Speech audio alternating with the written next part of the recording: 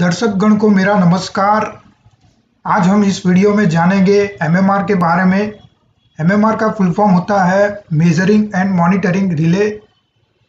तो इसके नाम पर से हम अंदाज लगाएं तो ये कुछ मेजर करता है और कुछ मॉनिटर करता है। तो आइए इसके बारे में और जानते हैं। एमएमआर का ये बाहरी देखाव है। एमएमआर इस प्रकार रहता है।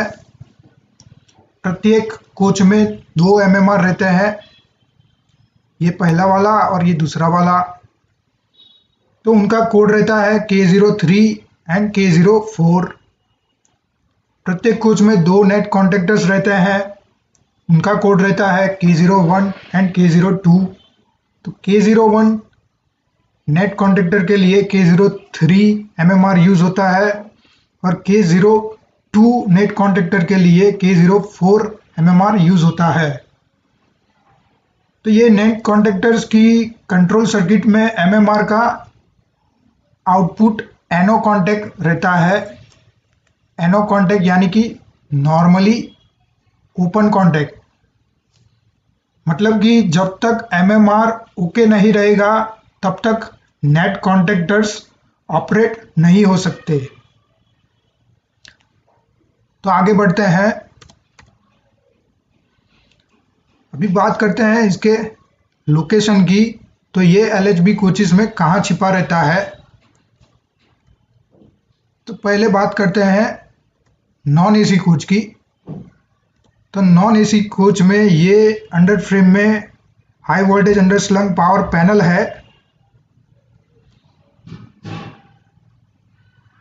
ये high voltage underslung power panel है। तो उसमें ये डीएनईडी है, डिस्कनेक्टिंग एंड अर्थिंग डिवाइस। ये नेट फ्यूजेस है, एचआरसी फ्यूजेस 25 एम्पियर के रहते हैं नॉन एसी कोच में। ये नेट कॉन्टैक्टर्स है K01 एंड K02। ये एचओजी ट्रांसफार्मर्स है और ये एमएमआर है K03 एंड K04। तो K01 के लिए K03 है और K02 के लिए K04 है। बात करते हैं एसी कोच में। तो एसी कोच में ये स्विच बोर्ड कैबिनेट है, एसबीसी अपर फ्रेम में रहता है। ये जो पैनल है ये एसबीसी का, ये डेंजर वाला जो दिख रहा है वो कैबिनेट खोलने पर इस तरह कुछ दिखता है। यहाँ पर नीचे डीएनईडी रहता है और उसके ऊपर 2 एमएमआर रहता है K03 एंड K04। आगे बढ़ते हैं। तो एमएमआर एक multi functional 3 phase monitoring relay है। तो ये 3 फेज मेंस सप्लाई जो है उसके ये 5 पैरामीटर्स मेजर करता रहता है या तो फिर मॉनिटर करता रहता है। तो पहला है फेज सीक्वेंस मॉनिटर करता रहता है, फेज फेलर मॉनिटर करता है, फेज अनबैलेंस मॉनिटर करता है, अंडर वोल्टेज मॉनिटर करता है, ओवर वोल्टेज मॉनिटर करता है। तो इसमें 2 एसपीडीटी रिले कॉन्टैक्ट्स रहते हैं इसके आउटपुट में। एसपीडीटी यानी कि single pole double throw switch type contact रहते हैं। मतलब एक साइड कॉन्टैक्ट लगा रहता है और एक साइड ओपन रहता है, यानी कि एक एनओ और एक एनसी। इस प्रकार के 2 एसपीडीटी कॉन्टैक्ट रहते हैं। इसमें प्रोटेक्शन ऑन ऑफ का फीचर भी रहता है, यानी कि अगर हमें फेज सीक्वेंस का फीचर बंद करना है तो हम बंद भी कर सकते हैं इसे। इसमें 4 एडजस्टमेंट पोटेंशियोमीटर्स रहते हैं, इसके बारे में हम आगे जानेंगे। और इसमें 3 एलईडी दिए गए हैं फॉल्ट स्टेटस इंडिकेशन के लिए, इसके बारे में भी हम आगे जानेंगे। तो सबसे पहले हम ये एमएमआर जो 3 फेज सप्लाई के 5 पैरामीटर्स मेजर करता है उसके बारे में जानकारी प्राप्त करते हैं। तो पहला है फेज सीक्वेंस क्या होता है? तो the sequence in which three phase voltages attain their positive maximum values is defined as the phase sequence. ये थ्री फेज सप्लाई का वेवफॉर्म है voltage versus time. X axis पे टाइम है और वाई एक्सिस पे वोल्टेज है, voltage का magnitude. तो ये आर फेज है, ये हरा वाला जो दिख रहा है उसे वाई समझ लीजिए, ये येलो फेज है और ये ब्लू फेज है। तो थ्री फेज सप्लाई का कैरेक्टरिस्टिक रहता है कि इसके तीनों फेज एक दूसरे से 120 डिग्री आउट ऑफ फेज रहते हैं। तो आउट ऑफ फेज यानी कि एक सुर में नहीं चलते हैं, अलग अलग चलते हैं। तो मतलब कि ये आर फेज है, रेड फेज, तो इसका जीरो वैल्यू यहाँ पर अटेन हो रहा है, यहाँ पर अचीव हो रहा है। तो इसके 120 डिग्री के बाद Y phase zero value attain करेगा, उसके 120 डिग्री के बाद blue phase zero value attain करेगा। इसी प्रकार जो मैक्सिमम वैल्यू है आर फेज का यहाँ पर अटेन हो रहा है, तो इसके 120 डिग्री के बाद वाई फेज अटेन करेगा और उसके 120 डिग्री के बाद ब्लू फेज अटेन करेगा।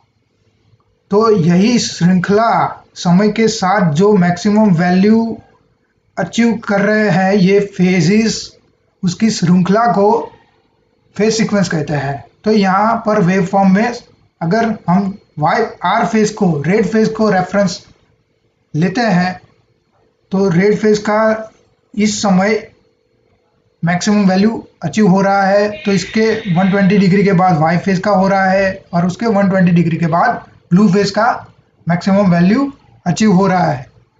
तो ये सप्लाई का फेज सीक्वेंस है आर वाई बी। उसी प्रकार अगर हम येलो फेज को रेफरेंस ले तो हमें फेज सीक्वेंस क्या प्राप्त होगा? Y B R. इसी प्रकार हम ब्लू फेज को रेफरेंस ले तो फेज सीक्वेंस क्या होगा? बी आर और इसके आगे Y, Y phase value maximum value achieve करेगा, तो इसका हो गया बी आर वाई। मतलब कि ये तीनों के तीन एक ही है, R Y B, Y B R और बी आर वाई, ये तीनों के तीन करेक्ट फेज सीक्वेंस है। उसी प्रकार रिवर्स फेज सीक्वेंस, यानी कि अगर ब्लू फेज पहले मैक्सिमम वैल्यू अटेन कर रहा है, उसके बाद वाई कर रहा है और उसके बाद आर कर रहा है, तो ये रिवर्स फेज सीक्वेंस है। यानी कि बी वाई आर बी और आर बी वाई, ये तीनों के तीन एक ही है। तो एक रहता है करेक्ट फेज सीक्वेंस और एक रहता है रिवर्स फेज सीक्वेंस। ये तीनों के तीन एक ही है और ये तीनों के तीन एक ही है। तो फेज सीक्वेंस इंपॉर्टेंट क्यों है, इसकी बात करें तो अपनी जो इंडक्शन मोटर रहती है, जो एलएचबी कोचेस में यूज होती है, तो उनकी जो घूमने की डायरेक्शन है वो फेज सीक्वेंस पे डिपेंडेंट है। अगर करेक्ट फेज सीक्वेंस है तो ये एक सही दिशा में घूमेगी, और अगर रिवर्स फेज सीक्वेंस है तो उससे विपरीत घूमेगी। मतलब कि हम जो मोटर से काम करवाना चाहते हैं वो नहीं हो पाएगा। तो इसलिए फेज सीक्वेंस को मॉनिटर करना जरूरी है। तो बात करते हैं इसके दूसरे पैरामीटर की, तो ये फेज फेलर है। फेज फेलर क्या होता है? फेज फेलर यानी कि लॉस ऑफ वन फेज, इसको हम सिंगल फेजिंग भी बोलते हैं। तो एग्जांपल से समझते हैं। तो ये एक मोटर है और इसमें थ्री फेज सप्लाई हमने दिए हैं 25 एम्पियर के फ्यूजेस से, और फ्यूजेस ओके है, मतलब कि ऑल फेज ओके, इसमें तीनों के तीन फेज प्रेजेंट है। अभी ये है फेज फेलर का एग्जांपल। तो इसमें मोटर है और इसमें तीनों फेज आ रहे थे और ये 25 एम्पियर का ब्लू फेज वाला फ्यूज ब्लोन हो गया, मतलब कि इसका एक एक फेज आइसोलेट हो गया, तो इसको ही हम बोलते हैं फेज फेलर। तो अपना एमएमआर फेज फेलर भी मॉनिटर करता रहता है। अगर एक भी फेज आइसोलेट हो जाता है तो एमएमआर कॉन्टेक्टर को ऑपरेट नहीं होने देगा। बात करते हैं तीसरे पैरामीटर की, तो फेज अनबैलेंस है। फेज अनबैलेंस क्या होता है? तो phase unbalance of a three phase system exist when one और more of the line to line voltages in a three phase system are mismatch. तो मतलब कि तीनों फेज का, थ्री फेज सप्लाई में तीनों फेज का मैग्नीट्यूड जो है वो सेम रहता है, ज़्यादा अंतर नहीं रहता। अगर ज़्यादा अंतर हो जाए, ये जैसे कि ये अगर 230 वोल्ट है और ये चला गया 300 वोल्ट पे, और ये कुछ 250 पे चला गया, तो ये फेज अनबैलेंस बोलते हैं हम। लाइन टू लाइन वोल्टेजेस के बीच में डिफरेंस है, तो इसकी एक सीमा रहती है, उस सीमा में ही ये फेज अनबैलेंस रहना चाहिए। उससे ज़्यादा हो जाएगा तो मोटर का हीटिंग हो सकता है, वाइंडिंग हीटिंग हो सकता है, और जो हम निर्धारित काम करवाना चाहते हैं वो नहीं हो पाएगा। तो इसको भी लिमिट में रखना अनिवार्य है। तो एमएमआर ये फेज अनबैलेंस भी मॉनिटर करता रहता है। अब बात करते हैं अंडर वोल्टेज और ओवर वोल्टेज क्या होता है। तो अंडर वोल्टेज की बात करें तो अगर थ्री फेज सप्लाई का हम 750 वोल्ट ले रहे हैं यूज़ में, और उससे कम हो जाता है 650 तक पहुंच जाता है, तो इसे हम अंडर वोल्टेज बोलेंगे। तो एमएमआर ये अंडर वोल्टेज भी मेज़र करता रहता है, और अगर अंडर वोल्टेज है तो ये कॉन्टेक्टर को नहीं लगने देगा। उसी प्रकार ओवर वोल्टेज है, तो ये 750 वोल्ट आ रहा है और अगर ये हो जाता है 800 वोल्ट, तो ये ओवर वोल्टेजेस हो गया। तो एमएमआर ये भी ओवर वोल्टेज भी मॉनिटर करता रहता है, और अगर वो ओवर वोल्टेज मेजर करता है तो कॉन्टेक्टर को नहीं लगने देगा।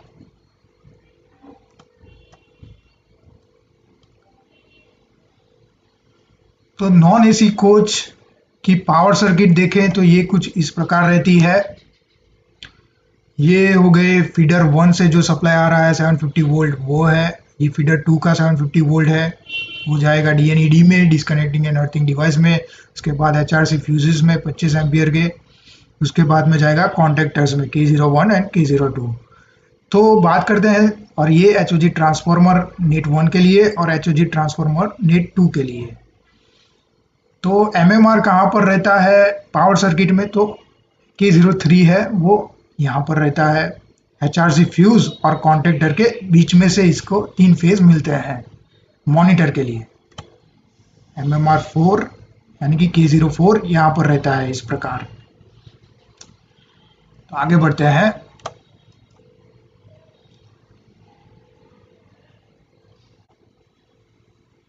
अभी बात करते हैं एमएमआर के कनेक्शन की। तो ये एमएमआर के L1, L2, L3 हो गए। L1, L2, L3 ये इनपुट थ्री फेज सप्लाई है, जो एचआरसी फ्यूजेस और कॉन्टेक्टर्स के बीच में से आ रहा है।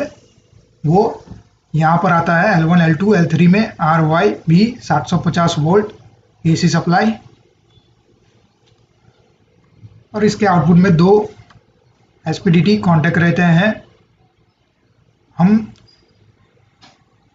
नॉन एसी कोच में एक ही रिले कॉन्टैक्ट यूज करते हैं, और एसी कोच में 2 कॉन्टैक्ट्स यूज में लेते हैं। नॉन एसी कोच में एसपीडीटी कॉन्टैक्ट 1 यूज में लेते हैं, वो कॉन्टैक्टर की कंट्रोल सप्लाई में यूज होता है। और एसी कोच में बात करें तो एक कॉन्टैक्ट हम कंट्रोल सर्किट में यूज करते हैं कॉन्टैक्टर की, और दूसरा यूज करते हैं हम इंडिकेशन के लिए, इंडिकेशन पर्पस के लिए हम दूसरा कॉन्टैक्ट यूज में लेते हैं। तो ये एसपीडीटी कॉन्टैक्ट 1 में 15 नंबर और 16 नंबर नॉर्मली क्लोज टाइप के रहते हैं, एनसी कॉन्टैक्ट है। और ये 15 और 18 नंबर NO टाइप कॉन्टैक्ट है, नॉर्मली ओपन, यानी कि जब MMR अपना वर्किंग कंडीशन में नहीं है तो 15-16 शॉर्ट रहेंगे और 15-18 ओपन रहेंगे। उसी प्रकार यहाँ पर दूसरा कॉन्टैक्ट है 25-26 NC है और 25-28 NO टाइप के है। तो पहला जो कॉन्टैक्ट है उसे हम कॉन्टैक्टर की कंट्रोल सर्किट में यूज में लेते हैं। तो उसमें ये ऐसी सप्लाई जो है वो आएगा HOG ट्रांसफार्मर के द्वारा, जाएगा 15 में, 15 से ये 18 से वापस आएगा कॉन्टैक्टर की कॉइल में। मतलब जब MMR ओके होगा तो ये कॉन्टैक्ट जो NO है वो NC हो जाएगा और कॉन्टैक्टर की कॉइल को सप्लाई मिल जाएगा, तो कॉन्टैक्टर ना ऑपरेट होगा। इसी प्रकार जो दूसरा कॉन्टैक्ट है SPDT कॉन्टैक्ट 2 से हम इंडिकेशन पर्पस के लिए यूज करते हैं। उसको DC सप्लाई मिलेगा बैटरी से 110 वोल्ट DC, वो 25 में जाएगा और 28 से इंडिकेटर लैंप में जाएगा और सर्किट इस प्रकार कंप्लीट होगा।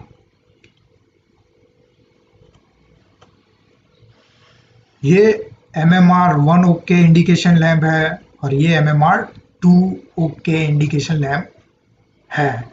ये AC कोच में ही रहता है, नॉन AC कोच में इसका यूज हम नहीं करते।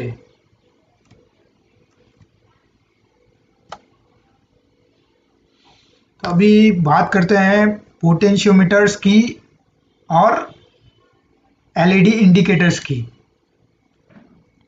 तो ये 4 पोटेंशियोमीटर्स हैं। ये पहला वाला जो है इसमें वो यूज में लेते हैं हम over voltage threshold limit set करने के लिए। तो ओवर वोल्टेज की लिमिट हम सेट कर सकते हैं इसमें 820 से लेके 690 तक, जो भी हमारा रिक्वायरमेंट है उस प्रकार हम इसको सेट कर सकते हैं। फिर दूसरा वाला जो पोटेंशियोमीटर है उसको हम under voltage threshold limit set करने के लिए यूज करते हैं। उसकी लिमिट है 530 से लेकर 660 तक। अपनी रिक्वायरमेंट के हिसाब से इसको सेट कर सकते हैं। तीसरा जो पोटेंशियोमीटर है वो वोल्टेज अनबैलेंस के लिए है। Voltage unbalance tolerance threshold setting के लिए। तो ये परसेंटेज में रहता है 2 से लेके 25% तक हम इसे सेट कर सकते हैं। और ये टाइम डिले है, यानी कि हमें अगर फॉल्ट डिटेक्ट हो जाता है तो कितने समय के बाद अपना MMR ऑपरेट होगा, वो समय अगर हमें डिले रखना है तो यहाँ से उसको सेट कर सकते हैं। उसका सेटिंग लिमिट है 0.1 सेकेंड से 30 सेकेंड के बीच में हम इसको सेट कर सकते हैं। अभी ये 3 फॉल्ट इंडिकेशन LEDs है और ये DIP स्विचेस है, इसके बारे में हम आगे जानेंगे। ये येलो LED है पहली जो है R/T वाली, ये रिले स्टेटस इंडिकेट करती है और टाइमिंग फंक्शन को इंडिकेट करती है। ये 2 फॉल्ट की रिले है F1 एंड F2, ये रेड LED है, फॉल्ट मैसेज इंडिकेट करती है। और इसका ये किस प्रकार फॉल्ट इंडिकेट करती है वो हम आगे देखेंगे। सो DIP switches for protection on और ऑफ के लिए ये DIP स्विचेस दिए गए हैं। तो DIP यानी कि होता है ड्यूअल इन लाइन पैकेज, इसको बोलते हैं DIP dual in line package. ये 4 स्विचेस है, अपने MMR में 4 स्विचेस वाला DIP यूज होता है। कुछ इस प्रकार दिखता है, 4 रिले है, 4 स्विचेस है, 1 2 3 4। ये अगर ऊपर है तो ये ऑन है और नीचे है तो ये ऑफ है। ये DIP स्विचेस ये जो 1 नंबर और 3 नंबर है ये ऊपर है यानी कि ये ऑन है, और ये 2 और 4 नंबर वाली नीचे है मतलब कि ये ऑफ है। चलिए आगे बढ़ते हैं। तो DIP स्विचेस का यहाँ पर डिस्क्रिप्शन देखें तो इसमें 4 DIP स्विचेस है। इसमें जो पहला वाला स्विच है, स्विच नंबर 1, वो टाइमिंग फंक्शन के लिए है। अगर हम इसे ऑन पोजीशन में रखेंगे तो डिले ऑन रहेगा, और ऑफ करेंगे तो डिले ऑफ हो जाएगा। मतलब कि डिले का सेटिंग कुछ भी हो, अपना MMR इंस्टेंटेनियसली ऑपरेट होगा। DIP स्विच 2 है, वो फेज सीक्वेंस मॉनिटरिंग के लिए है। अगर उसे हम ऑन रखेंगे तो फेज सीक्वेंस मॉनिटर नहीं होगा, और इसे अगर हम ऑफ रखेंगे तो फेज सीक्वेंस मॉनिटरिंग ऑन रहेगा। इसमें उल्टा है, अगर ऑन रखेंगे तो ऑफ रहेगा और ऑफ रखेंगे तो ऑन रहेगा। DIP स्विच नंबर जो 3 है उससे हम यूज करते हैं जो अपना आउटपुट रिले कॉन्टेक्ट्स है, SPDT टाइप 1 और SPDT 2। इसका कॉन्फ़िगरेशन सेटिंग करने के लिए ये 3 नंबर का DIP स्विच यूज होता है। अगर ऑन कंडीशन में है तो ये 2x1 में ऑपरेट होगा, और ऑफ कंडीशन में है तो 1x2 कंडीशन में ऑफ ऑपरेट होगा। मतलब कि 2x1 है, इसका मतलब होता है कि दोनों कॉन्टैक्ट अलग अलग ऑपरेट हो गए, बराबर। 2x1 यानी कि दोनों कॉन्टैक्ट अलग अलग ऑपरेट हो गए। और ये 1x2 इसका मतलब होता है कि एक कॉन्टैक्ट, दोनों कॉन्टैक्ट, हर एक कॉन्टैक्ट एक साथ ऑपरेट होगा, हर एक कॉन्टैक्ट एक साथ ऑपरेट होगा। DIP स्विच नंबर जो 4 है वो ऑटोमेटिक फेज सीक्वेंस करेक्शन के लिए यूज होता है। अगर उसको ऑन करेंगे तो ये automatic phase sequence correction feature है वो ऑन रहेगा, और ऑफ रखेंगे तो ऑफ रहेगा। हम अपने LHB कोर्सेज में हम ये चारों के 4 DIP स्विचेस ऑफ कंडीशन में रखते हैं, यानी कि हम डिले नहीं दे रहे, हम फेज सीक्वेंस मॉनिटर कर रहे हैं, और हम दोनों रिले कॉन्टैक्ट को एक साथ ऑपरेट करवा रहे हैं, और अब हम ऑटोमेटिक फेज सीक्वेंस करेक्शन का जो फीचर है उसे यूज नहीं कर रहे हैं। तो ये हुआ DIP स्विच का डिस्क्रिप्शन। आगे बढ़ते हैं। तो ऑटोमेटिक फेज सीक्वेंस करेक्शन की बात करें तो हम LHB कोचेज में तो इसका इस्तेमाल नहीं कर रहे हैं, लेकिन इसकी जानकारी होना जरूरी है। तो ये हो गया ऑटोमेटिक फेज सीक्वेंस करेक्शन का कंट्रोल सर्किट, और ये हो गया पावर सर्किट। तो ऑटोमेटिक फेज सीक्वेंस करेक्शन का फीचर इस्तेमाल करने के लिए DIP स्विच नंबर 4 जो है वो ऑन रहना चाहिए, और DIP स्विच नंबर 3 जो है उसे भी ऑन रखना ज़रूरी है। DIP स्विच 3 ऑन रखने से हमारे जो SPDT रिले कॉन्टैक्ट्स है वो 2x1 में ऑपरेट हो गए, यानी कि दोनों अलग अलग ऑपरेट हो गए। SPDT कॉन्टैक्ट नंबर 1 जो है वो इस्तेमाल करेंगे हम, ये मेन जो कॉन्टैक्टर है उसे ऑपरेट करने के लिए, और SPDT कॉन्टैक्ट नंबर 2 इस्तेमाल करेंगे हम K3 कॉन्टैक्टर को ऑपरेट करने के लिए। तो ये एक मोटर है, इसमें 3 फेज सप्लाई आ रहा है मेन कॉन्टैक्टर K2 के द्वारा, और ये है K3 रिवर्सिंग कॉन्टैक्टर। मतलब कि जब 3 फेज सप्लाई हमने दिया है कॉन्टैक्टर के इनपुट में, MMR मेजर करेगा उसे, और अगर फेज सीक्वेंस करेक्ट नहीं है, गलत है, तो MMR ऑपरेट होगा।